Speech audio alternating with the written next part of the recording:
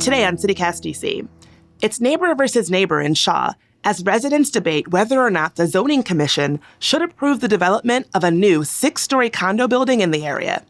Brian Janovitz and Alex Padro live right near the proposed site. They're joining us from their homes across the street from each other to defend their opposing views on the issue.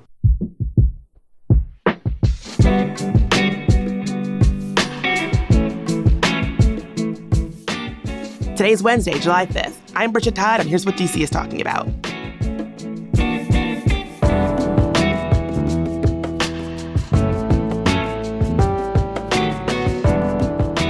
Okay, so there's a big debate happening over the potential development of 1515 9th Street. Right now, in that space, there's a small building that Shiloh Baptist Church once used as a daycare center, but it's been vacant for kind of a while. And there's a small parking lot next to it. A local developer wants to come in and replace all of this with a 45-unit condo building. Brian, you live in the area, right? That's right. I live on 8th Street on the same block. So our building and those of the others on my street backs up to what would be the back of this new building. And for those familiar with this area of Shaw, there's a very narrow alley that separates the backs of the buildings that sit on 8th Street and 9th Street. So we would essentially be right up against each other. And Alex, you're an advisory neighborhood commissioner in the area, right?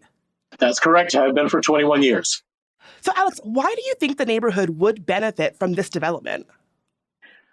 The reality is that an empty parking lot doesn't serve anyone except some short-term uses. The church is desirous of disposing of the property in order to be able to invest in a major redevelopment of more than a half a block directly across the street. Additional housing is a top priority for the city and for the neighborhood. And we've gotten used to having a lot of construction in the neighborhood. I've got a 9-story building behind me with a lot more neighbors than would be represented by this development. So the number of units that we're talking about here is pretty modest compared to many of the other developments that have happened nearby. Brian, I see you furiously writing. Why are you against building these condos? And what's your response to what Alex has just laid out?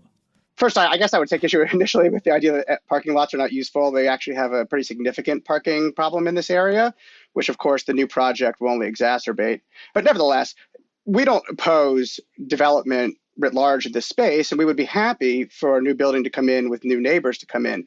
The problem here is the actual proposal itself. They're not suggesting coming in with something that fits the character of the neighborhood, but rather something that will be a monstrosity that hangs over the surrounding neighbors and really changes the character of the neighborhood, which is the reason that many of us moved here in the first place. So to give a bit more on that, Shaw is, in my view and in many of our residents' view, appealing because of its close proximity to downtown, but also because it has a very neighborhoody feel. My street on 8th Street is a tree-lined street, very low-level houses, lots of sort of 2 to 3-story row homes, and that's the aesthetic on 9th Street in this block as well. What's being proposed is that those buildings be dwarfed by a 7-story building that, again, will exacerbate all of the existing problems in the area, whether it be, rats in the alley, lack of parking, but also will change that aesthetic and will change that character. And in our view, it's an unhelpful development in the area. So we, again, are welcoming of new neighbors and welcoming of some development in this area.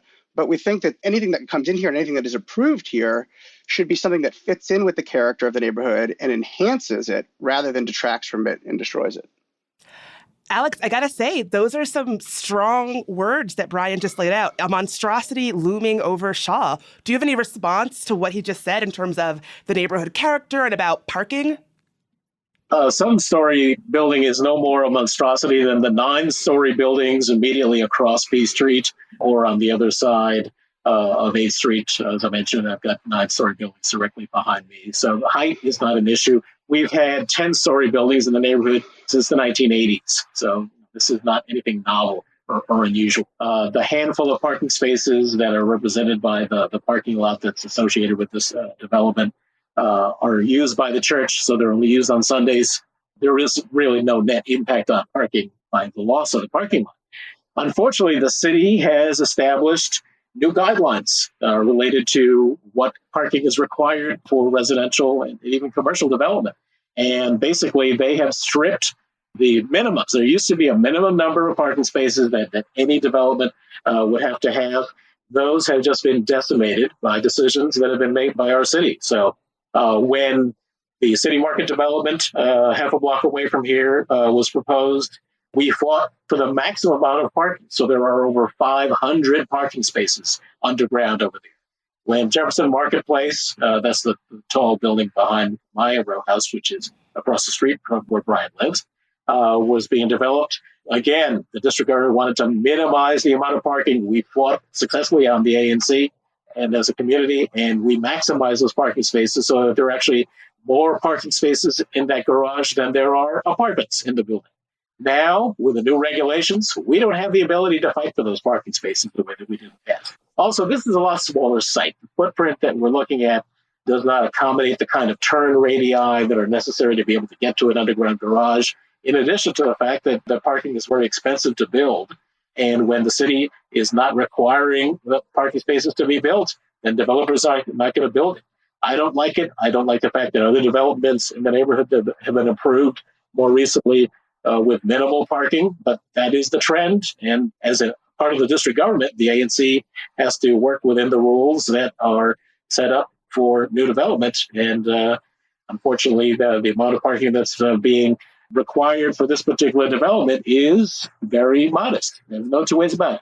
The good thing is that the developer has agreed to make arrangements with the garage at City Market that has those 500 parking spaces so that if there are any owners of units that will require parking, dedicated parking spaces can be leased to them.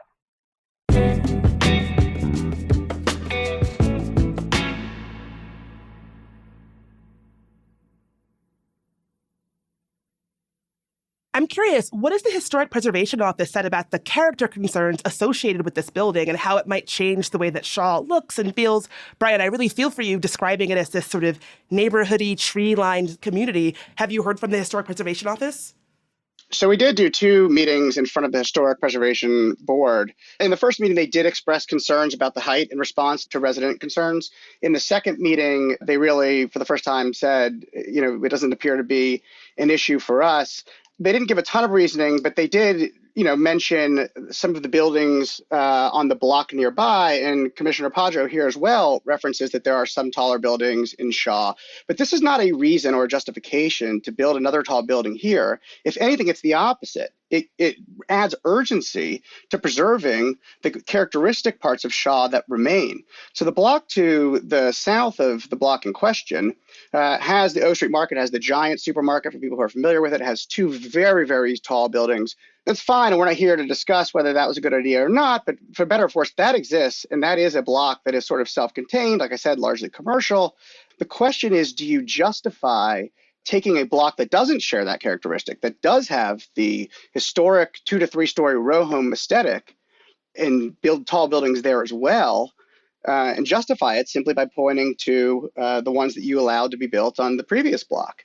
It seems to me that if you continue to just justify each new building with reference to the previous one, that's not in any way the management of any sort of historic area of the city. That is the managed cannibalization of Shaw.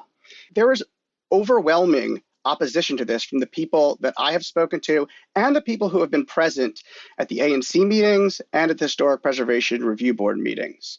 There have been letters submitted. Overwhelmingly, they oppose this development, and all for the same reason.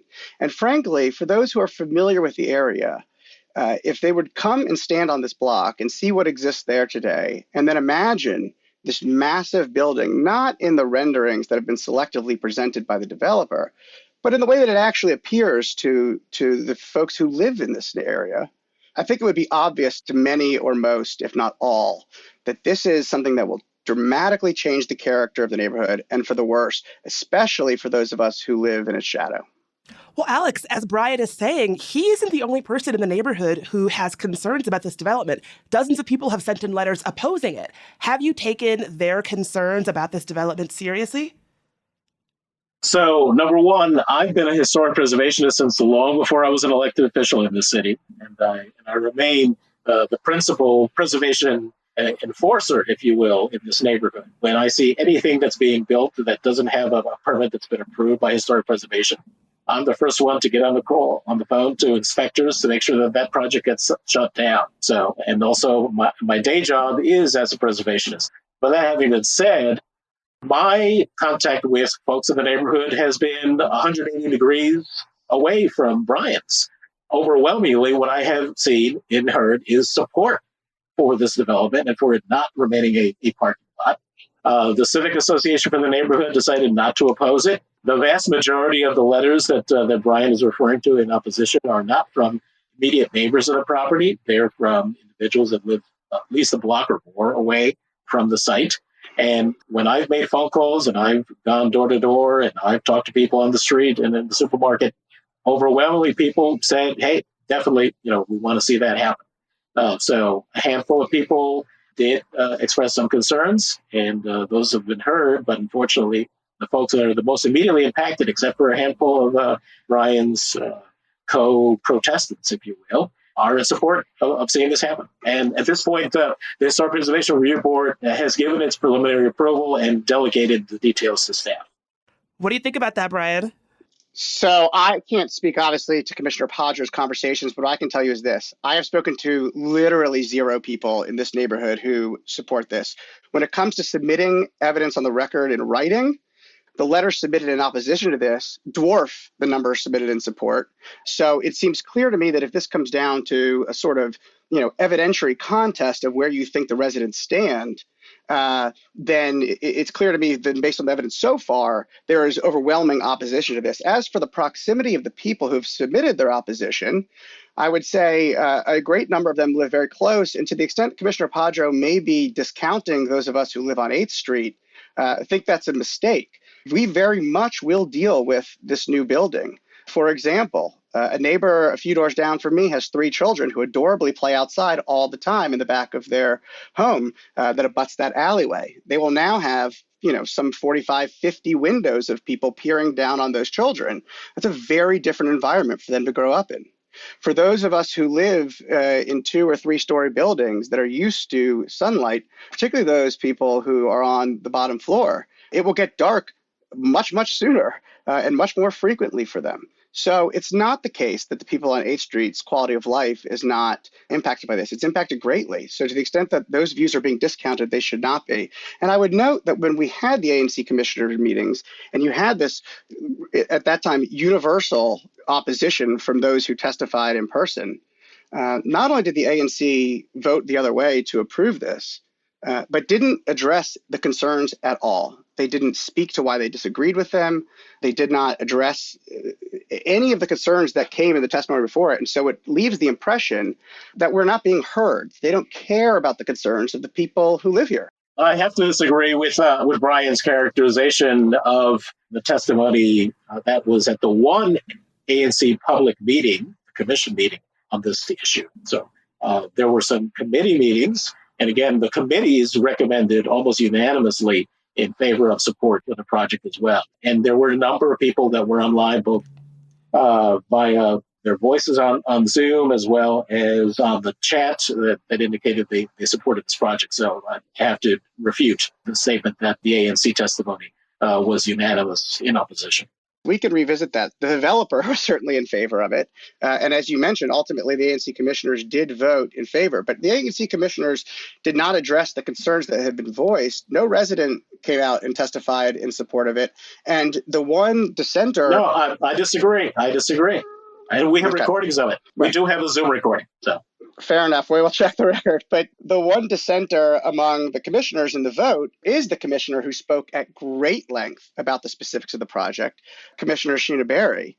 And she gave very, very passionate remarks expressing several reasons why this is a bad idea. And we very much appreciate her support. And I think it's clear both from the record of that hearing, if folks want to go back and take a look at it, but also from other comments in this process, that she, like the residents that I've spoken with and myself, really has the heart of the neighborhood in mind and is looked at the considerations that most affect those of us who live here. So speaking of the heart of the neighborhood, Brian, when you were describing like the sunshine and the green spaces and the privacy that a neighborhoody feel offers, I really like that. But the reality is there's a housing crisis in D.C. Is there a version of housing for this space that you would support? Absolutely. Again, we do welcome new development in the area, but it should be done in a way that enhances the aesthetic. So a 2 or 3 or even 4-story building in that space that doesn't have quite as many units, but fits in, is given that sort of row house appearance. The building that I live in myself is one that was converted, and it has this very sort of row house appearance. It's broken up into 8 different units. So something like that would be perfectly acceptable, and we would agree would enhance the neighborhood. The problem is that they don't want to build something that fits in with the character of the neighborhood. They want to build this massive, massive structure more than twice the size of the surrounding buildings. And the only person that benefits is the developer. Alex, I'll give you the last word here. What are the next steps on this project? The Zoning Commission of the District of Columbia will be hearing the request for the map amendments that would allow the increased zoning density on the site. And all of the parties, especially anyone that lives adjacent, will have an opportunity to be heard at the hearing, as well as the input from the Office of Planning, which supports the project, as well as the ANC. And then it will be the Zoning Commission's decision as to how tall this building will be. But we will have some new neighbors on the 1500 block of 9th Street. Is it possible to make just a solicitation, if I could, to listeners? One of the disadvantages that those of us who live here face is lack of sophistication compared to, the developer and a world-class law firm they have working for them. If there are listeners who are knowledgeable at this process who can help us, or residents who feel the same passion that we do about preserving this neighborhood and want to help, if they could reach out to Commissioner Barry at Sheena Barry, official email at gmail.com. We would welcome the support and assistance and look forward to hopefully finding more sensible development in the area. Thanks for that, Brian. Brian, Alex, thanks so much for being here. Our pleasure. Thank you. And thank you, Commissioner Padra. You as well, Brian. By the way, in case you were wondering about that little disagreement over the testimonies at the public hearing, we checked into it, and it turns out they were both right. Most of the residents who attended were against the development. There were a few who spoke in support, but they were also ANCs, or in one case, directly tied to the developer. So do with that information what you will.